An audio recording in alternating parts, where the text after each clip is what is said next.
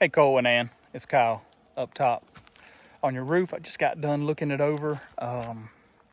Just wanted to show you what's up here and go over a few things with you on this one and let you know what my recommendations are. Cole was out here. I did show that there was 2 layers of shingles here. There is this layer of shingles and there's another one below it by examining where my ladder is there. There was a satellite bracket here at some point because they just took it off, and then I don't really know what this is, but they tried to seal it up best they could. Another thing I want to talk about is these hip shingles and the ridge cap shingles here. These are just basic 3-tab shingles that they cut. It's a cheaper way of doing it. They cut them and throw it over these areas instead of buying the actual ridge cap shingles, but it is time for some maintenance. There's exposed nail there.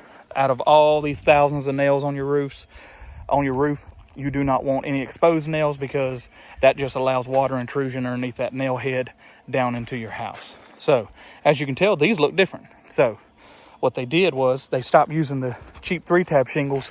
They actually used the shingles that were supposed to be for the actual house, the slopes here, because all those are the same, but they must have ran out and just didn't go buy more.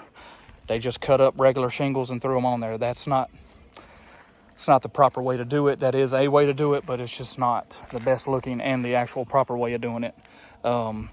More exposed nails here on the ridge, more exposed nails. I did find 2 nail pops, which just basically is where the nail will work itself loose out of the wood decking of your home. There's one right there on this ridge, and then one right here on this side.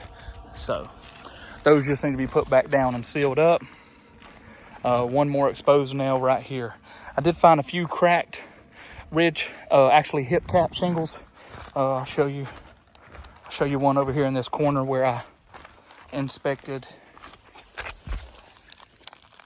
A few of these are cracked. It's time for some replacements there, but you definitely need a new corner connector here on the gutter because it is rusted. So a lot of staining, like I talked about, of the sides that do not catch sun. The shingles have stopped their algae fighting abilities. You can see it's very stained compared to the front. You do need a proper split boot installed on this electrical conduit here. I guess they just didn't touch it the last time they replaced the roof because it looks super, super old.